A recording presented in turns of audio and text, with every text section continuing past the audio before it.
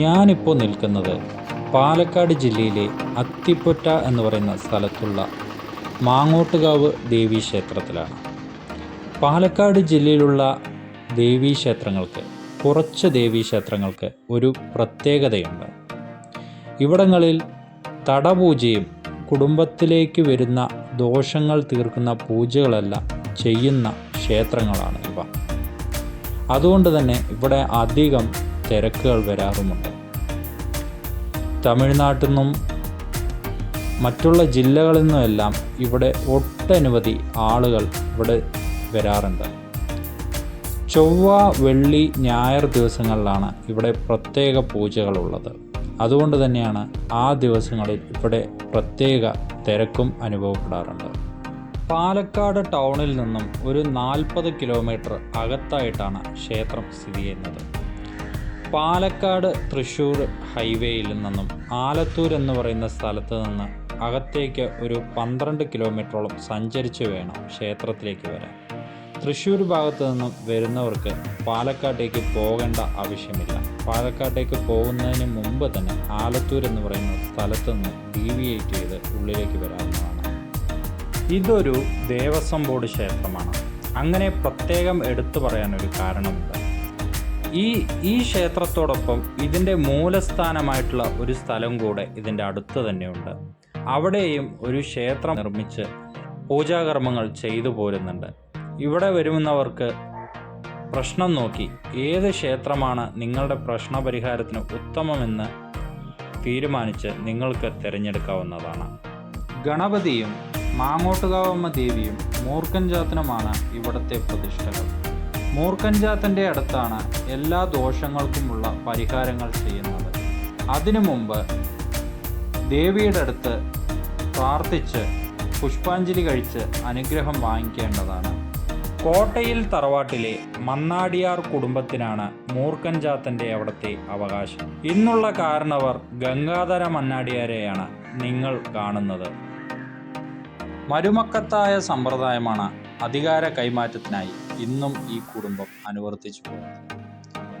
ഇനി മൂർഖൻചാത്തൻ്റെ അടുത്ത് ചെയ്യുന്ന പരിഹാരക്രിയകൾ എന്തെല്ലാമാണെന്ന് നോക്കിയാൽ, കുടുംബത്തിന് ദോഷങ്ങളൊന്നും ബാധിക്കാതിരിക്കാനുള്ള തട ഇടുന്നു.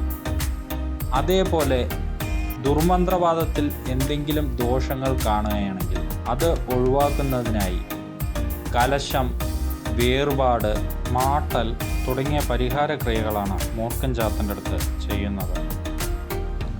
അതിൽ മാട്ടൽ എന്ന് പറയുന്ന പരിഹാരക്രിയയാണ് നിങ്ങൾ ഇപ്പോൾ കാണുന്നത്. നമ്മുടെ കുടുംബത്തിനോ അല്ലെങ്കിൽ നമ്മൾക്കോ ആരെങ്കിലും എന്തെങ്കിലും ദുർമന്ത്രവാദങ്ങൾ ചെയ്തു വിട്ടിട്ടുണ്ടെങ്കിൽ അത് അവർക്ക് തന്നെ തിരിച്ചു പോകാൻ വേണ്ടിയുള്ള ക്രിയയാണ് മാട്ടൽ എന്ന് പറയുന്നത്.